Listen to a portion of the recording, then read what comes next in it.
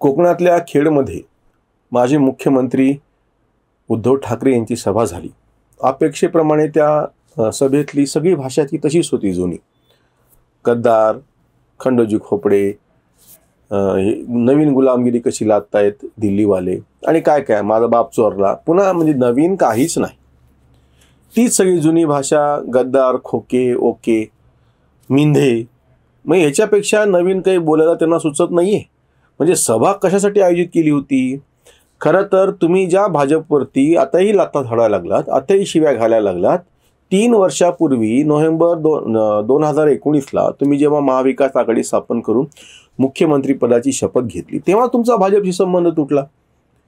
आता तुमच्या हातामध्ये जेव्हा 2.5 वर्ष प्रत्यक्ष तुम्ही सत्तेवरती होतात तेव्हाची कारकीर्द आणि नंतर 7-8 महिने आता विरोधी पक्षामध्ये आहात। अंबादास दानवे हे तुमच्या गटाचे तिथे विधान परिषदेमध्ये विरोधी पक्ष नेते म्हणून बसलेले आहेत।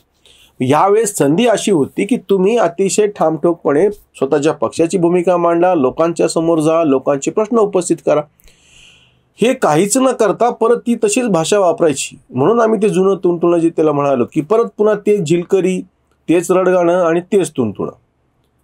ही जी संधी आता चालू आलेली होती विरोधी पक्षात असताना किंवा प्रत्यक्ष तुम्ही जेव्हा मुख्यमंत्री होता तेव्हा यांनी स्वतःच तोंडानं काय कबूल केलं, हो मी घरी बसून कारभार केला म्हणून, मी घरी बसून सगळ्यात उत्कृष्ट पद्धतीनं महाराष्ट्र सांभाळला हे स्वतःच्या तोंडानं सांगायला लागले। दिल्लीला काय, उत्तर प्रदेशमध्ये कशी मृतदेहाची विटंबना झाली त्या कोरोनाच्या काळामध्ये, महाराष्ट्रातले काय परिस्थिती होती, किती सगळ्यात जास्त मृत्यूचं प्रमाण जे महाराष्ट्रामध्ये होतं, कितीतरी गोष्टी अशा घडलेल्या आहेत की महाराष्ट्रातली अव्यवस्था, गैरप्रकार, अनागोंदी सगळं समोर आलेलं असताना हा माणूस परत आता लोकांसमोर जातो आणि तीच बडबड करतो। नशीब निदान बाहेर तरी पडलेत।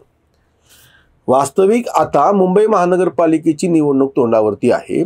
महाराष्ट्रातले कित्येक राज्याचं सोडा, जगातल्या कित्येक म्हणजे राज्य इथले सोडा, जगातल्या इतर राष्ट्रांपेक्षाही जास्त बलवान ती अशी एक छोटी म्हणजे महानगरपालिका आहे। छोटी म्हणजे जगाच्या तुलनेनं, पण ती आर्थिकदृष्ट्या इतकी संपन्न आहे। तुमच्या ताब्यामध्ये ती आतापर्यंत होती प्रशासक नेमाच्या आधीपर्यंत। तिथे तुम्ही काहीतरी प्रत्यक्ष कृती करून दाखवा ना। पुन्हा तीच भाषा शिवसेना कशी सडली, अरे सडल्याच्या नंतर ऑपरेशन झालं, तो भाग तुम्ही काढून टाकला तुमच्या म्हणण्याप्रमाणे, तुम्ही महाविकास आघाडी बरोबर संसार स्थापन केला।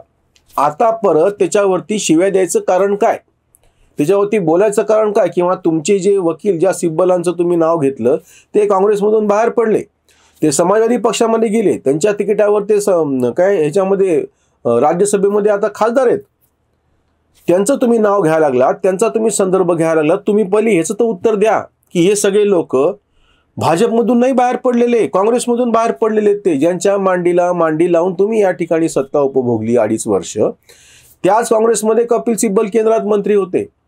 तिथल्या त्या गांधी घराण्याच्या भोवतीचे सगळं जे कोंडाळ होतं त्याला कंटाळून ते बाहेर पडले असं त्यांचं म्हणणं आहे। आणि आता समाजवादी पक्षाच्या तिकिटावर ते खासदार आहेत राज्यसभेमध्ये, तुम्ही त्याचा संदर्भ देऊन बोलायला लागलात ते कसे लढायला लागलेत म्हणून। पुन्हा पुन्हा तो जुना प्रश्न उपस्थित झालेला आहे की तुम्ही पहिले राजीनामा का दिला? हरीश साळवेंनी अतिशय टोकदार पद्धतीने हा मुद्दा उपस्थित करून त्या सगळ्या ती जी खटला चालू होती त्याची दिशाच बदलून टाकली। राज्यपालांनी तुम्हाला विचारल्याच्या नंतर तुमच्या मागे जे काही खुद्दार होते, गद्दार गेले ठीक आहे, खुद्दार तर सगळे तुमच्या पाठीशी होते ना, या सगळ्या खुद्दारांना एकत्र करून तुम्ही प्रत्यक्ष विधिमंडळाच्या पटलावरती लढाई का नाही दिली? तुम्ही त्याला तोंड फिरून पळत राहिलात आणि नावं आता काय तर बाकीच्यांचे गद्दार म्हणून घ्यायला लागलात, खंडोजी खोपडे म्हणून घ्यायला। कान्होजी जेधेंचं उदाहरण त्यांनी सांगितलं। बरं, यांना धड इतिहास सुद्धा माहिती नाही। कान्होजी जेधेंना आलेला खलिता घेऊन ते महाराजांकडे आल्याच्या नंतर मी वतनावरती पाणी सोडतो असं म्हणलेत, पोराबाळावरती पाणी सोडतो, बाकीच्यावर पाणी सोडतो असं नाहीच तो मुद्दा। कान्होजी जेध्यांचं वतन अबाधित राखण्याचं त्यांना आश्वासन देऊन तुम्ही आमच्याकडून या असं अफजल खानाने सांगितल्याच्या नंतर ते फरमान घेऊन ते शिवाजी महाराजांकडे गेले आणि वतनाचं काय म्हणत, मी वतनावरती पाणी सोडतो पण मी तुमच्या बरोबर राहणार असं ते म्हणालेले आहेत। आपल्या पोराबाळांवरती पाणी सोडतो, पोराबाळांना घेऊन गेले होते ना ते तिथं। उद्धव ठाकरेंना तर इतिहास सुद्धा माहिती नाही। बाबासाहेब पुरंदरेचा तुम्ही संदर्भ द्यायला लागलात म्हणते इथं जाणत्या राजाचे प्रयोग लावा, हेच म्हणले ना त्याच भाषणामध्ये। उद्धव ठाकरे असं म्हणाले की या ठिकाणी बाबासाहेब पुरंदरेच्या जाणता राजा हे जे महानाट्य होतं त्याचे प्रयोग लावा। तुम्ही एकदा मागं तोंड करून तुमच्या बरोबर जे होते किंवा ज्यांच्या मांडीवर तुम्ही बसून सत्ता उपभोगली त्या शरद पवारांना विचारा, जाणता राजाचे प्रयोग लावायचे का नाही ते. त्या काँग्रेसवाल्यांना विचारा, बाबासाहेब पुरंदरेच्या जाणत्या राजाचे प्रयोग लावायचे की नाही ते. त्या राष्ट्रवादीच्या जितेंद्र आव्हाडांना विचारा की बाबासाहेब पुरंदरेंना महाराष्ट्र भूषण दिल्याच्या नंतर थैथयाट कुणी केला होता म्हणून. आणि पुन्हा एक वाक्य त्यांचं असं आहे त्या सभेमधलं की सगळ्या भारतभर भगवा फडकूत म्हणजे काय. तुम्ही आता ज्या महाविकास आघाडीचे तुम्ही घटक आहात असं तुम्ही म्हणता, प्रत्यक्ष त्या महाविकास आघाडीचं काय झालं कुणास ठाऊक. संपूर्ण भारतामध्ये UPA काँग्रेसच्या नेतृत्वाखाली एक असा गट आहे विरोधी पक्षांचा, त्याच्यात सगळे असं नाही. तुम्ही आहात की नाही ते अजून माहिती नाही. तुमच्या बरोबर त्यांनी इथे सत्तेसाठी पाठ लावला, पण प्रत्यक्षामध्ये घरामध्ये तुम्हाला घेतलं नाही असा प्रकार झाला. ते अजूनही UPAचा घटक म्हणून शिवसेनेला मान्यता नाही. आणि हे मात्र इथं बडबड करायला आले की सगळ्या भारतभर भगवा फडकवा म्हणून. संपूर्ण महाराष्ट्रामध्ये सुद्धा शिवसेना पोहोचलेली नाहीये. अगदी बाळासाहेब हयात होते तेव्हाही शिवसेनेची संख्या 71-72च्या पुढे कधी गेलेली नाही 288 आमदारांपैकी. म्हणजे जे असे हा पक्ष आहे, जे असं नेतृत्व आहे की जे संपूर्ण महाराष्ट्रातून सुद्धा अर्ध्यापेक्षा जास्त आमदार म्हणजे 145 आमदार ज्यांना निवडून आणता आले नाहीत, ते बडबड मात्र अशी करायला की संपूर्ण भारतामध्ये भगवा फडकूत. म्हणजे एक तर तुमची ताकद काही नाही, आणि भगवा फडकूत ही भाषा तुम्ही करायला लागलात, ती भाषा तुमच्या बरोबरच्या लोकांना आवडणार आहे की नाही. दुसरा अजून एक मुद्दा येतो की तुम्ही जेव्हा एकनाथ शिंदे आणि बाकीच्यांवरती मिंदे म्हणायला लागला, टीका करायला, तुम्ही ह्याचं उत्तर द्या. गेले 8 महिने ते त्यांचा कारभार सक्षमपणे करत आहेत. तुम्ही स्वतः घरात बसून राहिलात कोरोनाच्या काळात आणि असं म्हणता की मी घरी बसून उत्तम कारभार केला. तुम्हीच म्हणताय फक्त. एकनाथ शिंदे काहीच फारशी बडबड न करता प्रत्यक्ष या काळामध्ये जो काही कारभार करतायत. इतकंच नाही, ज्या ग्रामपंचायतच्या आणि नगरपंचायतच्या निवडणुका झाल्या त्याच्यामध्ये त्यांनी तुमच्यापेक्षा जास्त जागा निवडून आणल्या कृतीनं. भाजप तर सगळ्यात 1 नंबरचा पक्ष आहे ती गोष्ट वेगळी. राष्ट्रवादीनी चांगल्या जागा निवडून आणल्या जे तुमचं सहकार्य म्हणून. आणि आता जेव्हा की तुम्ही ज्याच्या नावानं शिव्या घालायला आलात त्यांना शिवसेना नाव आणि चिन्ह तर नंतर मिळालं. त्याच्या आधीच त्यांनी जेव्हा निवडणुका लढवल्या होत्या ग्रामपंचायतच्या नगरपंचायतच्या त्या ठिकाणी स्वतःच्या पक्षाला तुमच्यापेक्षा जास्त जागा मिळवून देऊन सिद्ध हे केलं की मीच खरी शिवसेना कशी येते. तुम्ही आता बडबड करायला की बाबा आम्ही निवडणूक आयोगाला मानत नाही. तुम्ही ठरवणारे कोण. जर उद्धव ठाकरेंचं असं मत असेल की मला निवडणूक आयोगच मंजूर नाही, तर मग तुम्ही अर्ज केले कशाला तिथे जाऊन. ॲफिडेव्हिट सादर केले कशाला. जर तुम्हाला निवडणूक आयोग मंजूर नाही तर तुम्ही निवडणूक आयोगाच्या समोर तुमच्या गटाची बाजूच मांडली कशाला. सोडून द्यायचं, मी मानतच नाही म्हणायचं. हा जो बाष्कळपणा चालला नेहमी की त्याला म्हणजे उत्तरे द्यायची खरं तर गरज नाही. याच्यातून ह्यांचंच बुद्धिमत्ता किती कमी आहे हे सिद्ध होतं किंवा यांचा मूर्खपणा सिद्ध होतो. भारतामध्ये जी काही व्यवस्था आहे तुम्हाला मंजूर असो किंवा नसो, स्वतः बाळासाहेबांनी पण हटवादीपणा करून आपला पक्ष आम्हाला बाकी काही मंजूर नाही आणि ही माझी ठोकशाही आहे अशी किती भाषा केली तरी अधिकृतरित्या निवडणूक आयोगासमोर तुम्हाला तुमची बाजू मांडावी लागली.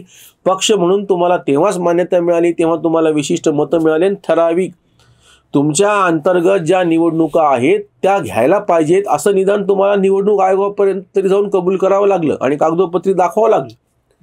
आज उद्धव ठाकरे ही जी व्यर्थ बडबड करतायत, मी निवडणूक आयोगाला गिनत नाही, उद्या सर्वोच्च न्यायालयाचा निकाल विरोधात गेल्यानंतर हे काय म्हणणार आहेत का की मी सर्वोच्च न्यायालयाला पण गिनत नाही म्हणून. लहान मुलांसारखी वाटेल ती भाषा बोलायची किंवा चालण्याची भांग पिल्याच्या नंतर कोणाला काही कल्पना सुचत असं लोकमान्य टिळक म्हणले होते. तर तसं यांचं होऊन बसलेलं आहे. तुम्हाला काही कल्पना सुचवल्या तर तुम्ही योगायोगानं समोर चांगली गर्दी जमा झाली होती. ठीक आहे, आपण हे मान्य करू. समजा एरवी टीकाकार टीका करतात की गर्दी जमवली, आपण समजूत की लोक आले. मग तुमच्या समोर चांगली संधी होती ना. तुमचे समर्थक समोर बसलेले, त्यांच्या समोर ह्या गेलेल्यांना शिव्या देऊन गद्दार हे म्हणतात खुद्दार सगळे समोर बसलेले होते, मंचावर तुमच्या मागे बसलेले होते. त्यांच्या समोर तुम्ही काहीतरी चांगलं बोला ना तुमच्या पक्षासाठी. ते तुम्हाला काही सुचत नाही आणि तुम्ही फक्त शिव्या देण्यामध्ये वेळ खर्च करता.